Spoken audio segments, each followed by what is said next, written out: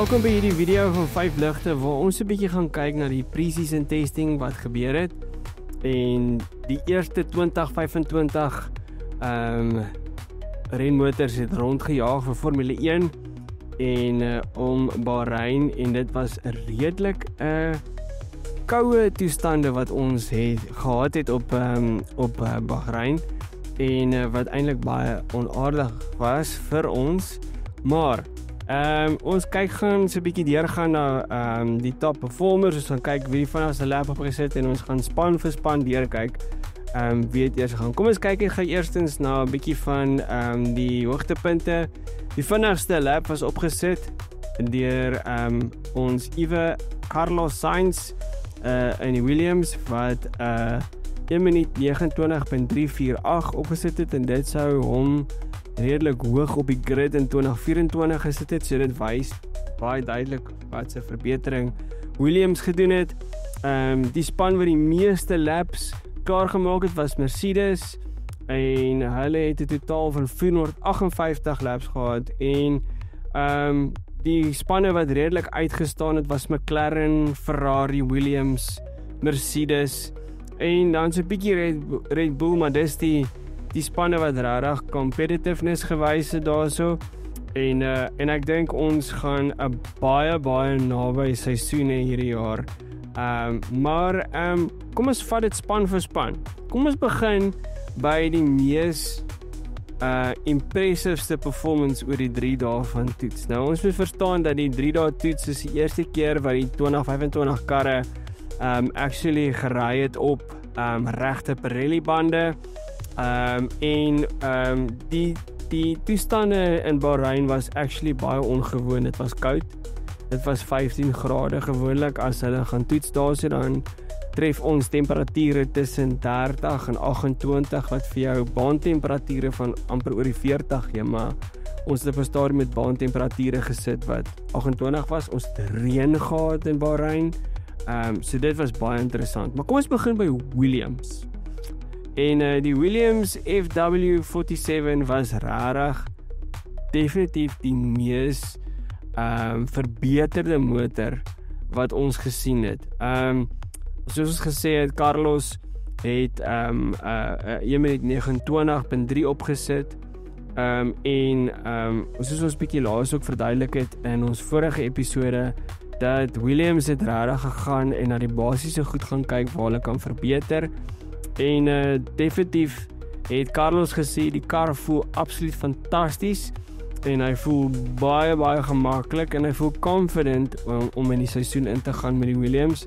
En natuurlik weet hy dat is definitief nie die Ferrari van 2024 wat hy gejaag het nie, maar ek dink hy is self bietjie verras met wat Williams hierdie jaar uitgebring het. Wat is die sterkpunte van die Williams? Die Williams is definitief meer responsive en bietjie meer hanteerbaar. Hy het actually 'n baie goeie balance en wanneer ons dit sê, het hy 'n goeie center van gravitasie waar die motor regtig goed grip in medium to high speed corners. Hy het goeie traksie. Dit is dalk een van die weaknesses van die Williams is 'n bietjie traksie uit die corners uit, maar definitief het oor 'n long run race pace en jy moet verstaan baie simulasies word gedoen hierso deur Williams en deur meeste van die spanne met verskillende toets programme wat hulle hardloop en die gevoel is dat die vertoning van die motor met verskillende setups wat hulle gedoen het was regtig baie consistent geweest. Dit was great. Wat is die swakpunte? Definitief is daar nog 'n bietjie onstabiliteit. Dit het meer fine tuning nodig. Hulle gaan definitief nie die top 3 haal hierdie jaar verseker nie. Ek dink hulle gaan die hele tyd top 3 hardloop nie, maar as die groter spanne 'n swak dag gaan beleef, gaan jy definitief 'n Carlos of 'n Alex Albon daar sien wat dalk die scraps gaan optel en moontlike podium kry. Dit sal baie goed wees vir Formule 1 en vir die span, veral met hulle nuwe title sponsor van Atlassian wat hulle het. Maar ek dink hulle is definitief die mees verbeterde span van die middenveld en ek dink hulle het actually so 'n bietjie weggetrek van die middenveld af bietjie meer aan die top 4 toe. So wel gedaan daar aan James Wells en sy span daarso. Definitief met data. Die ander span wat regtig uitgestaan het vir ons was McLaren. Ek wil definitief sê daar is iets soos hulle in Engels sê ominous rondom die McLaren. Hulle was stil, baie confident oor die motor. Lando Norris het maar net die baas sê hulle 'n bietjie werk aan die agterkant van die motor, maar oor die algemeen voel hulle regtig baie sterk.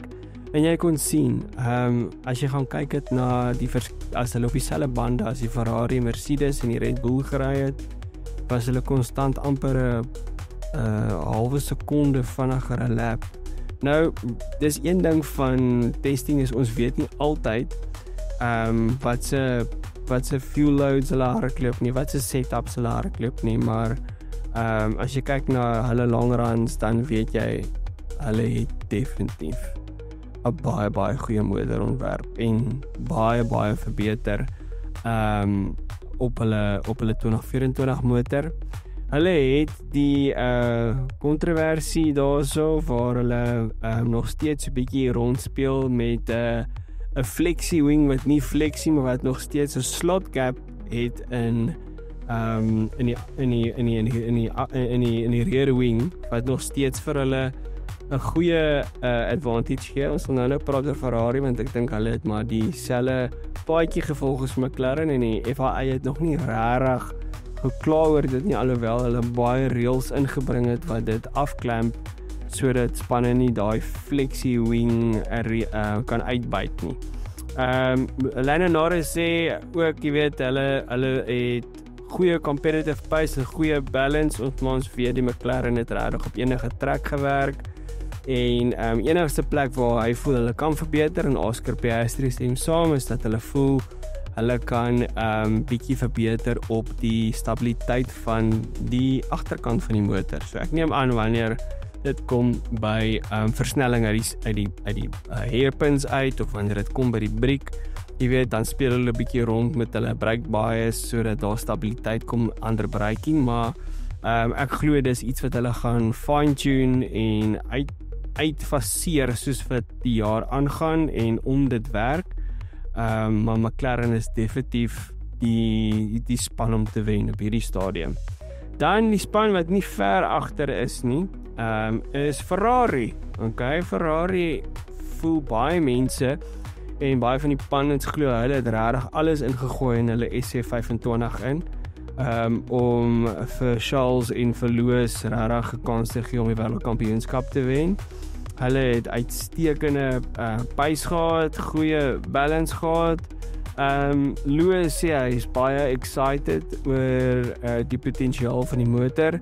It's a strong package, dis iets wat hy actually nie gesê het van die Mercedes nie. Hy het heeltyd gesê die Mercedes van 22, 23 en 24 is maar almal divas en jy weet jy weet nie wat jy gaan kry nie. En hy voel vir die eerste keer daar's 'n bietjie stabiliteit. Jy kon sien met Lewis oor testing het hy hou van 'n neus wat skerp indraai, baie soos Max. En daar was by tye baie anders teer, so jy kan sien Lewis is nog besig om baie te adapt tot die Ferrari omgewing, maar ek dink hy het baie goed ingesettel en hy het baie kompeterende tye opgesit en ek dink wat baie verbasend is dat hy actually baie vinniger ingesettel is wat ons gedink het in die Ferrari. Dit is nog steeds 'n baie snaakse gevoel om te sien dat daar 'n 44 op 'n rooi motor is, maar ek dink ons gaan definitief Lewis weer aan die voorkant sien van Formule 1. Ek dink dit bygesê Charles het definitief 'n bietjie van 'n nog 'n oorhand oor hom, omdat Charles net weet hoe die span werk. Charles het die 2024 motor baie goed gery. Dis een van sy beste seisoene en hierdie is maar net 'n evolution op die einde van verlede jaar se motor. So ek dink Charles het net 'n bietjie van 'n beter verstaan van die motor. So gee vir Lewis 'n bietjie kans vir al die Lewis Hamilton fans om net in te settle, maar ek dink hy sal verbaas. Ek dink hulle issue is maar nog steeds bietjie stabiliteit. Ons sien ook, hulle het ook met die rear wing het hulle baie stabiliteit. En dan, ek dink die enigste nog afsittende ding van Ferrari is die groot HP stickers wat hulle op die motor geplak het. Het voel nog steeds meer dit hoort op Williams, BMW, maar ja, nietemin, ek dink Ferrari lyk regtig sterk. Jy kan regtig sien hulle het goeie balans, goeie aerodinamika wat hulle toegepas het daarso.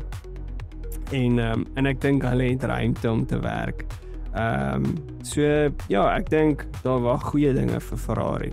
Kom ons beweeg aan na Mercedes toe. Mercedes lyk regtig goed. George Russell het regtig baie laps ingesit saam met Kimi Antonelli. Kimi Antonelli het my verbaas. Hulle het regtig baie consistent laps ingesit en as jy mooi gaan kyk, daar's regtig min om te kies tussen die Ferrari en die Mercedes, maar hulle is definitief so bietjie agter McLaren, maar vir die eerste keer lyk dit asof Mercedes so bietjie die grip het op hierdie nuwe ground effect rails. Jy weet, hulle het definitief bietjie van die weaknesses improve. Hulle het 'n baie beter front end. Hy het nog steeds so bietjie anders steur, maar hy's bietjie meer stabiel. Baie goeie hulle het baie van dieselfde konsepte gebruik wat maar deur Red Bull begin is in 2023. So baie van die motors lyk so half amper baie dieselfde. En jy kan sien daai overlap 'n sidepod wat hulle het met 'n vertikale pilaar wat hulle het vir die sidepod is nogal 'n baie interessante design waarvoor hulle gegaan het wat Red Bull ook het. So ek dink dit is regtig goed. George Russell en Kimi Antonelli voel hulle het goeie stappe vorentoe gemaak. Die kar voel baie beter om te ry en hulle sê ook die engines soos ons sê, die drivability is baie beter. So hulle voel definitief hulle het verbeter, maar hulle voel nog steeds hulle sukkel om die beste setup te kry om die balans tussen voor en agter te optimize. So Mercedes gaan definitief daar wees, maar ek dink Mercedes mag dalk nog 'n paar tenths agter Ferrari ewen wees in vergelyking met race pace, maar ons weet weer eens daar was bane waar hulle baie sterk was. So kom ons kyk, het hulle verbeter op hulle bandeverbruik. Hulle bandeverbruik was terrible verlede jaar. Ek dink hulle hoop is dat hulle definitief bietjie meer van 'n bandvriendelike motor het hierdie jaar. Maar tyd sal leer wanneer die temperatuur homself presenteer wanneer dit warm is. Dan kom ons weer aan na Red Bull toe, die RB21. Max se vinnigste lap wat hy opgesit het was 1 minuut 29.566. Hulle het strong pace gehad, hulle het goeie handling gehad, maar jy kan nog steeds sien hulle sukkel. Ek meen, een van die mees bekommernisse van enige span is jy in die laaste uur op dag 3 nog steeds daai groen flowes opspuit op jou motor om te kyk watter dashboard werk, wat se front wing werk, en dan goed te optimize vir hulle om te kyk wat werk is nogal 'n baie worrying sign vir Red Bull. So definitief 'n baie meer solid fondasie wat hulle het as 'n chassis en hulle gaan definitief dit kan ontwikkel. Maar kom ons kyk wat gaan hulle doen. Gaan hulle iewers gaan en sê right Max, kom ons gaan vir jou 5de of kom ons kyk na 2026. So dit sal nogal interessant wees om te sien wat Red Bull gaan besluit waar en wanneer. Dit lyk of die politiek so bietjie bedaar het. Liam Lawson het baie goed gewys deur testing, so 1 of 2 oomblikke gehad. Hy het 'n ongelooflike save gemaak uit draai 3 en 4. Hy het amper daai Red Bull gaan bære waar Roman Grosjean nou nog 'n stuk van sy overall kan gaan uithaal daarso. So baie amper so ietsie gehad, maar ja, Red Bull definitief die 4de vinnigste span. Ek dink die Mercedes, Ferrari en McLaren is definitief vinniger en maar hulle die X-faktor en dit is Max Verstappen. So kom ons kyk waantoe beweeg dit. Dan een van die ander spanne wat regtig ook baie impress het, nadat ons 'n fiasco van hulle gehad verlede jaar, is Alpine. Alpine was regtig baie konstant met hulle racepace en performance gewees. Hulle het 'n baie soliede fondasie, baie verbeteringe, baie beter 'n center of gravity gehad in hulle nuwe motor. Pierre Gasly sê hulle het baie geleer en die kar voel goed, en as ons kyk na die einde van verlede jaar het hulle baie goeie resultate gehad op verskeie bane wat verskillende setups gehad het, so rarig uitstekend. En ek dink Jack Doohan, ja, ek weet nie rarig wat om te dink of te sê nie. Ek dink ons gaan eers rarig kan evalueer wanneer ons by Australië kom op die 16de Maart wanneer hy jaag. Ek voel half jammer vir die ou want baie mense skryf hom af nog voor die seisoen begin het. Maar jy weet, jy wil ook maar sê, jy weet, as Colapinto daar was, voel hy maar net, jy het 'n baie vinnige renjaar gehad. Maar kom ons hoop Jack Doohan bewys almal verkeerd vir sy onthaalwe, want ek dink nie iemand sal jou teken as jy nie die skill het nie, behalwe as jou pa baie geld uit motorfiets wedrenne gemaak het. In elk geval, so Alpine lyk goed. Hulle beweeg oor na die Mercedes kragbron toe volgende jaar. So dis die laaste van die Renault engines is wat ons ken. En daar was baie mense van Viry daarso van Frankryk af met by die test session seker te maak alles loop reg. En hulle voel hulle het so 'n bietjie krag opgemaak, maar ons weet hulle is so tussen 20 en 25 perde krag agter die top engines. So maar weer eens met van hulle ontwikkeling wat hulle gemaak het op die motor en aerodinamiese verstellings kan hulle dalk net weer vir ons surprise bring soos Brazil 2024. Dan sal ek sê is dit Aston Martin, bietjie teleurstellend. Aston Martin het teleurgestel. Fernando Alonso het baie agter die skerms gekla. Hy het gesê die kar het baie potensiaal, maar daar is baie werk nodig om dit te maximize. Maar fear not, want Newey het maandag 3 Maart begin werk as 'n Aston Martin employee. So definitief dink ek met al die data wat hulle versamel het daarso oor die 3 dae gaan hulle definitief sy insette kry en hy gaan verstellings maak daarso. En ek is seker daarvan hy het iewers op sy laptop met sy earphones aangesit en na al die data gekyk en onmiddellik 'n paar Morse codes deurgestuur vir die fabriek daarso. Hulle het al die fasiliteite om te wen. Hulle het 1 renjaar wat goed is. Die ander een is op 'n straal op pad uit.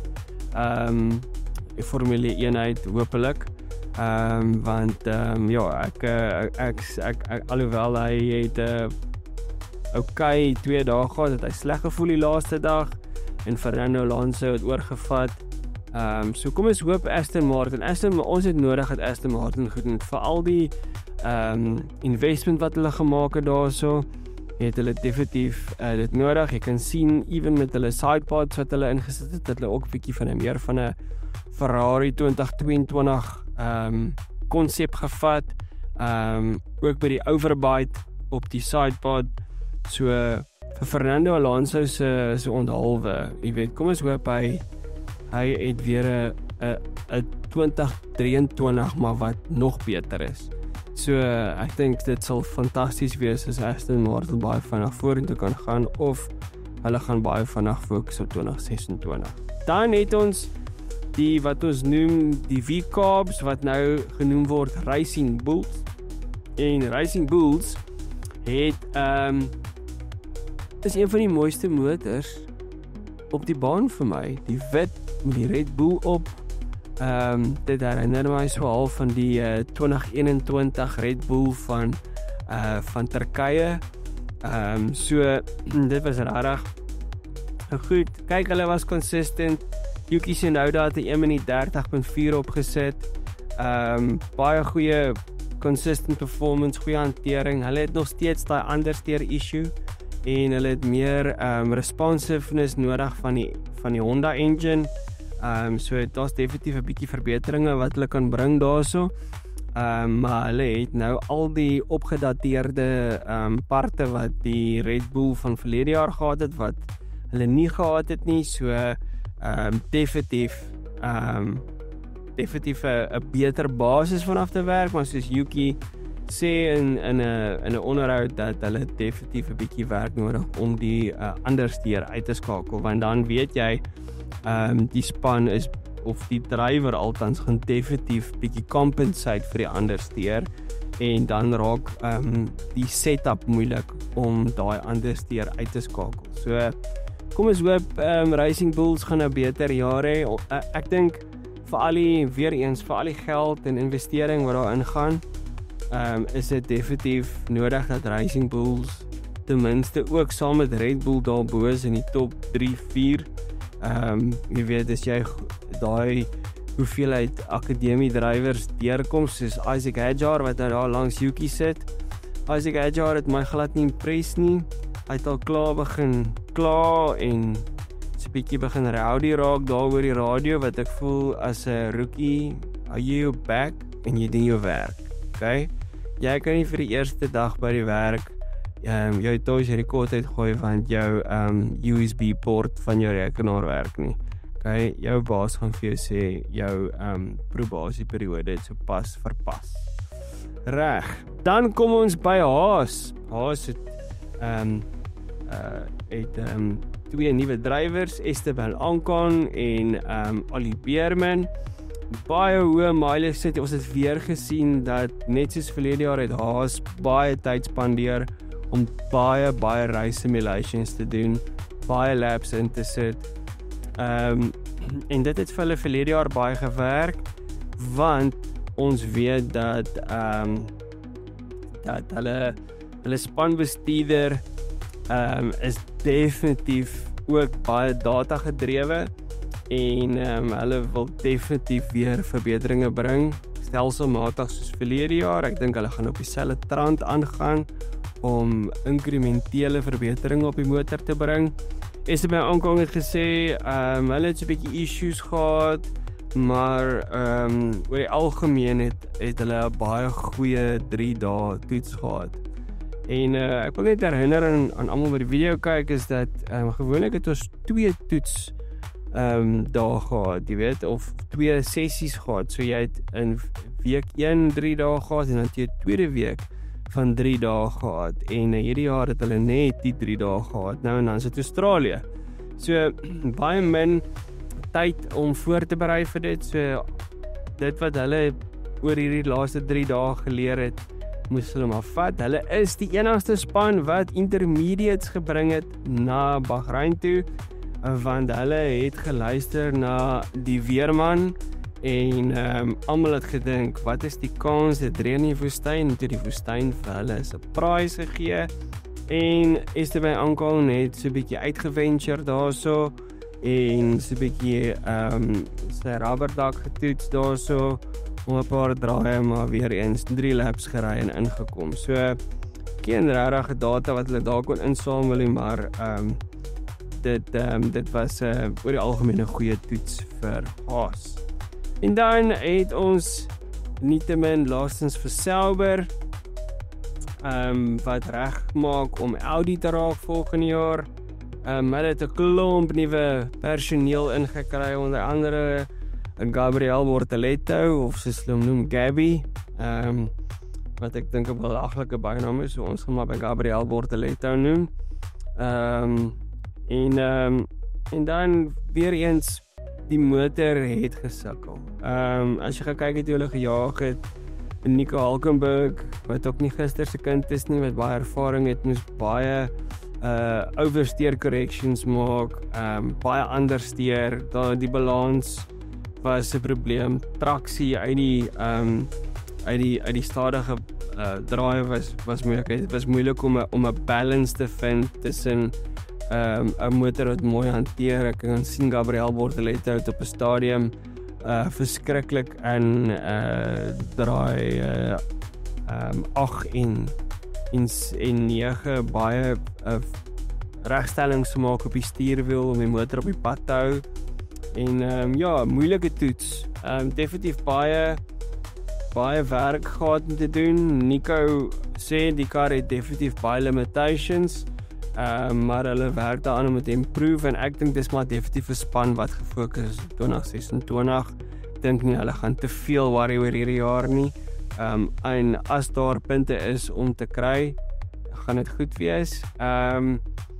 Ja, ek hoop vir Gabriel Bortoleto dit werk uit, want dit was Haas se benadering tot die 2022 reëls. Dit het nie so lekker uitgewerk vir Mick Schumacher, nie toe hulle dit gedoen het nie. So, kom ons kyk. Kom ons hoop hulle kan ten minste 'n punt of 2 skoor hierdie jaar.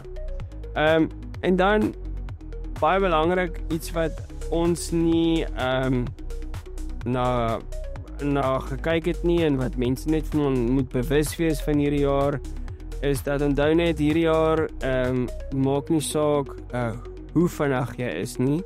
Jou fastest lap gaan nie 'n punt vir jou gee nie.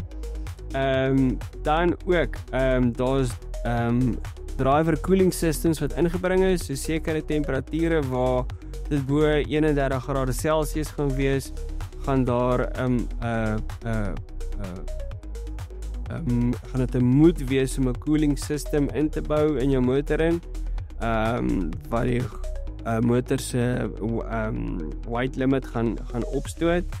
En dan ook, hulle het 'n baie strenger regulasie vir gebreekte motors.